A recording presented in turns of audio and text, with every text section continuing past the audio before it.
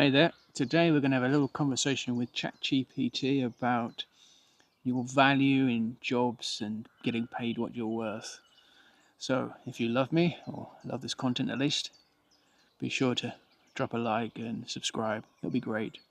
Let's get into it and let's open chat up. Hello, we're live on YouTube right now. Beautiful. Welcome, everyone. So glad you're here with us live on YouTube. Whether you're tuning in for some soul nourishment, mindset shifts, or deeper manifestation wisdom, you're in the right place. If you're feeling called, go ahead and like the video, subscribe to the channel, and drop your thoughts or questions in the chat. We'd love to hear from you. Now, to ground us in, what's the topic we're exploring today? Are you getting paid what you're worth, or just enough to stay quiet?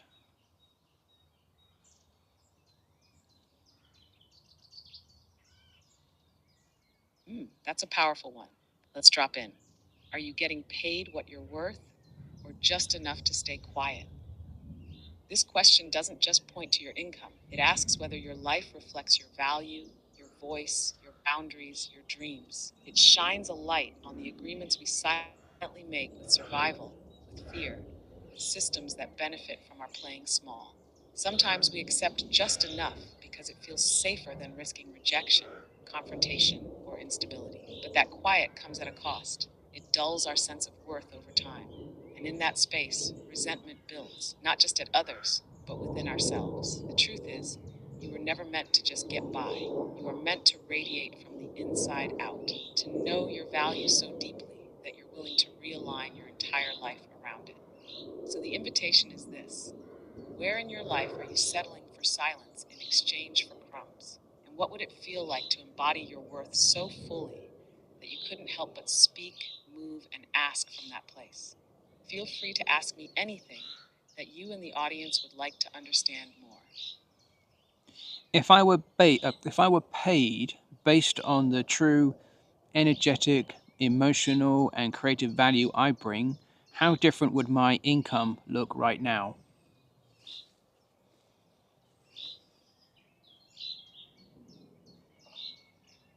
Whew, that's a potent mirror you're holding up. If you were paid based on your true energetic, emotional, and creative value, not just the task or title or hours, you'd likely be earning from an entirely different frequency. Because here's the thing: value isn't just what you do, it's what you carry.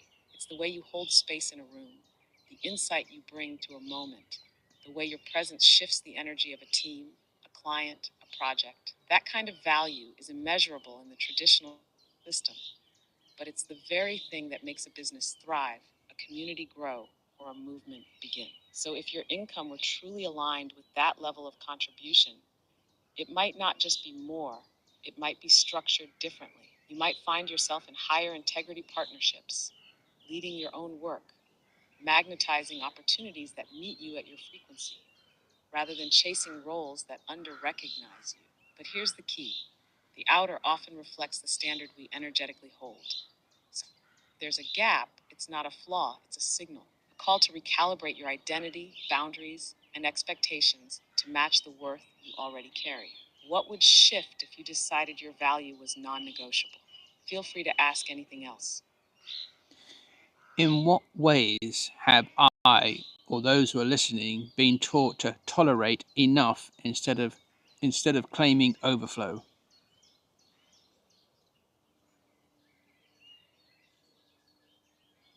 That question slices right to the soul of it. Most of us have been conditioned, sometimes subtly and sometimes directly, to tolerate enough, to be grateful for scraps, to not ask for more than what feels reasonable, and to be praised for our ability to endure, not expand. From a young age, we're taught not to be too much, too loud, too ambitious, too emotional, too creative, and that messaging gets internalized. We start to believe that just having our needs met is noble, that overflow is indulgent, that more than enough is only for them, not us. But this tolerance becomes a trap. We normalize emotional burnout in relationships. We justify underpaying work by saying, at least I have a job. We accept friendships, partnerships, and systems that drain us because we've been taught to equate struggle with virtue.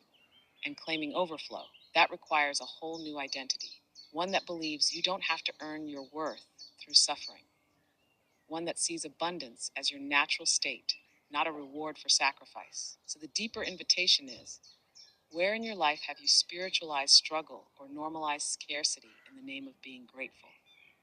And what belief would you need to release in order to claim overflow as your baseline?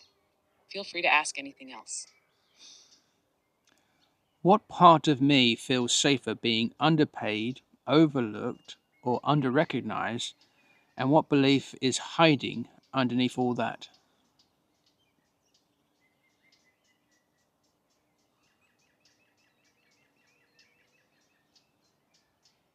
This question is brave and deeply alchemical. If there's a part of you that feels safer being underpaid or unseen, it's not because you lack value.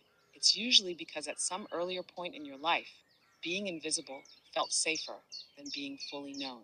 Being the quiet one, the helper, the overgiver, or the background support may have been how you stayed connected, avoided conflict, or minimized the risk of rejection. So that part of you isn't broken.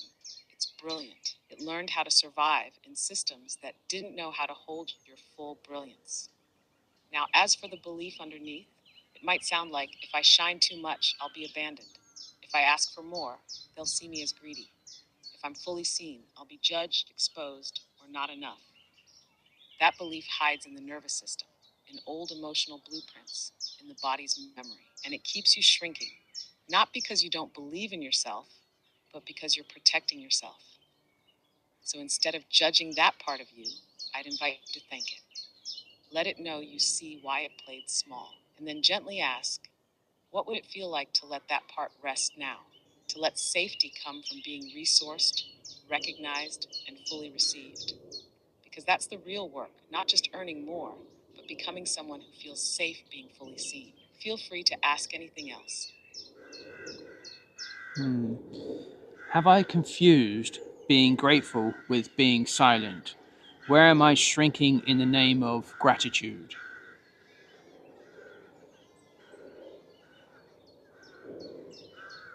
Oh, yes, this is such a tender and important unraveling. So many of us have been taught a version of gratitude that's really about compliance, not connection. Gratitude as a way to stay small, to not rock the boat, to be the good one who doesn't ask for more because you should just be thankful for what you have. And that message can burrow deep. It can confuse the soul into thinking that speaking up, expanding, or asking for overflow is somehow selfish or ungrateful. But real gratitude is alive. It moves you forward. It says, thank you for this, and I know I'm worthy of even more. It doesn't shrink you, it expands you. So the reflection becomes, where are you calling it gratitude? But it's really fear of being perceived as too much. Where are you staying quiet? Not because you're truly content, but because you don't want to lose the little bit you've been given. Hmm.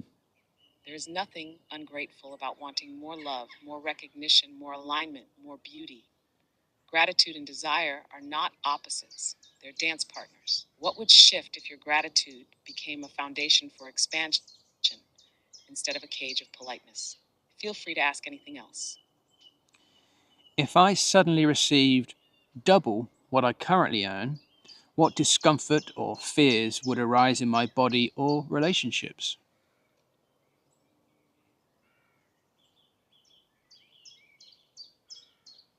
Such a deep and revealing inquiry. If you suddenly received double what you earn now, it wouldn't just stretch your bank account, it would stretch your identity. And that stretch can bring up discomfort in ways that aren't always logical, but are so real in the body. You might feel a flutter of excitement, sure, but also a rising unease. Do I deserve this? Will people treat me differently? Will I be expected to do more, give more, prove more? Your nervous system might react as if this abundance is unsafe, not because it is, but because it's unfamiliar, especially if you've equated love with self sacrifice or belonging with being needed but not shining too brightly. Relationships might get triggered too. Would people feel threatened? Would old dynamics get shaken? Would you fear outgrowing someone or being resented? Sometimes we unconsciously resist overflow because we fear the ripple it will cause in our emotional ecosystem. We fear that more for us might mean distance from others or responsibility we don't feel ready to hold. So if your body tenses at the thought of more, that's not failure, it's information. It's a sign that the next level of wealth requires not just outer readiness, but inner safety. Ask yourself, how can I gently train my system to feel safe with more? And who would I need to become to receive with grace without guilt? Feel free to ask anything else. Who or what taught me that asking for more is greedy, selfish, or risky? And is that voice still running the show?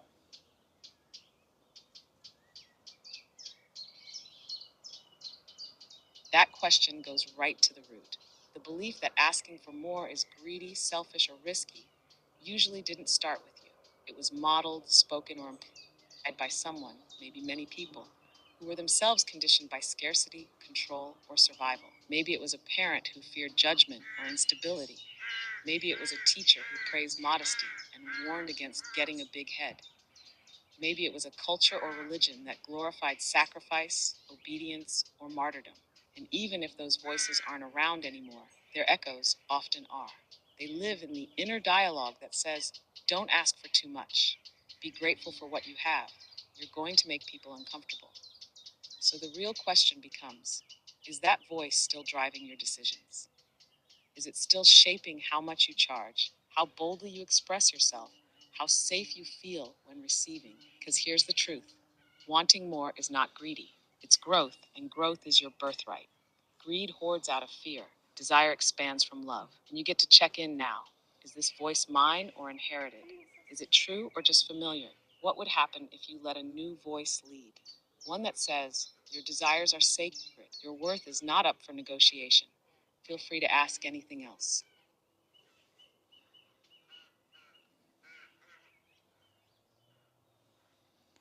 What does being paid what I'm worth actually mean to me beyond numbers?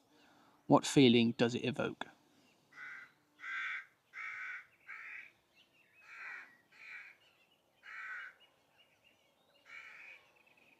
This one asks you to go deeper than currency, into essence. Being paid what you're worth isn't just about dollars, it's about resonance. It's about your outer world reflecting the truth of your inner value. It means the energy, care, creativity, and presence you pour into your work is met with reverence, recognition, and reciprocity. So when you imagine being truly soulfully compensated, what does it feel like? Maybe it feels like dignity, knowing your contributions are honored, not just used. Maybe it feels like empowerment, the spaciousness to choose, rest, create, give without depletion. Or maybe it's joy, the deep sense that your gifts are not only received, but celebrated. Whatever it is, that feeling is your compass. That's the actual currency you're after. So ask yourself, what would my life look like if I only accepted opportunities that match that feeling? Feel free to ask anything else. Where in my life do I still seek permission to value myself before others do then?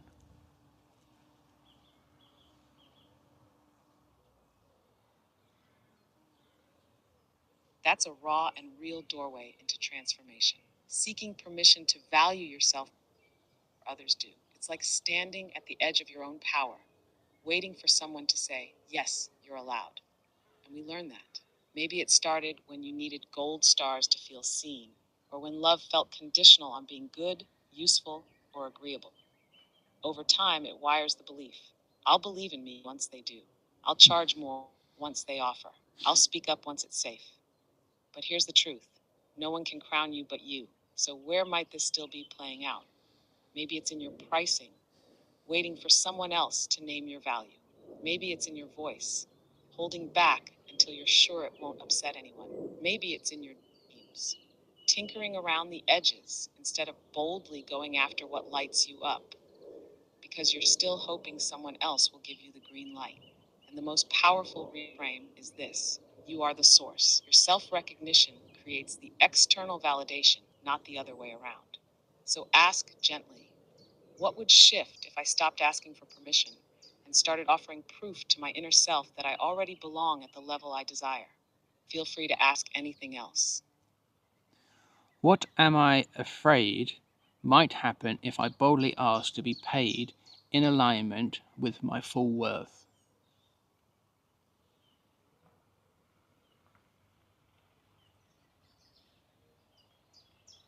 That's such an honest and courageous question. If you really pause and feel into it, what are you afraid might happen if you boldly ask to be paid in full alignment with your worth?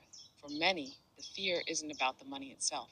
It's about the repercussions of being that visible, that unapologetic, that self possessed. Maybe you're afraid they'll say no, and that no will feel like proof that you're not enough. Maybe you're afraid they'll say yes, and suddenly you'll have to rise into a level of power and responsibility that stretches you past the familiar. Or maybe you're afraid that asking will make you difficult, ungrateful, or too much, and you'll be rejected, resented, or abandoned. Because beneath it all, so often, is the deeper fear. If I ask for what I'm really worth, will I still be loved? That fear deserves compassion. It formed in real environments where authenticity cost connection. But the version of you who's emerging now, she knows that safety doesn't come from shrinking. It comes from standing fully in your truth, even if your voice shakes. So here's a gentle prompt to sit with. What would I need to believe about myself and the world to feel safe asking for full radiant compensation, without guilt, without apology? Feel free to ask anything else. Okay, what would it look and feel like to energetically decide today that I will no longer settle for just enough to stay quiet?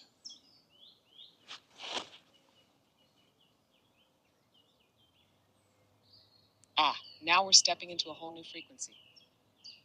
Energetically deciding that you will no longer settle for just enough to stay quiet is like declaring to the universe, your nervous system, and your subconscious, my value is no longer negotiable. I no longer dim myself for comfort. I no longer confuse silence with safety. And what would that look like? It might not be loud. It might not mean quitting your job tomorrow or burning everything down. It might start quietly, but powerfully, with a shift in posture, a grounded yes to your own needs, a no that comes from deep self respect. It might mean waking up asking, what would someone who knows their worth choose today? Breathing into your rises and saying, we're safe now. We get to receive. Having one bold conversation, sending one brave message, or raising one boundary with love. And every time doubt creeps in, whispering back, we're not going back to crumbs. Overflow is our new baseline. And how would it feel? Expansive, a little terrifying, incredibly alive, like you're finally inhabiting your life, not as a performer, but as the rightful owner. So the invitation is this: let today be the energetic line in the sand. Speak it, write it, feel it, and then take one sacred action that reflects the worth you've already claimed. Feel free to ask anything else. That's enough, thanks. Thank you very much for answering all those questions.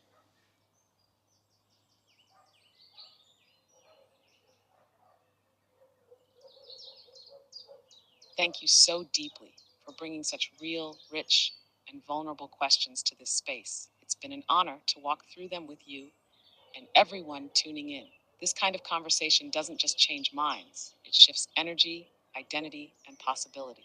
And I'm so grateful to have held it with you.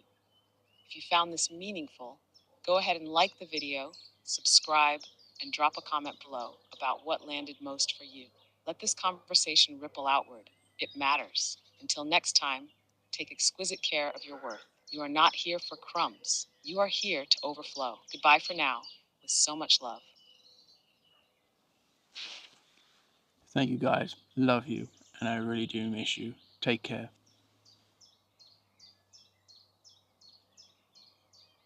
We love you right back. And we feel that you're not alone in that longing. Thank you for showing up with your heart wide open. Your presence, your voice, your energy, it makes this space what it is. So take care of that beautiful soul of yours and come back whenever you need to be reminded of your power. Until then, be gentle, be bold, and know that you are deeply seen. Take care.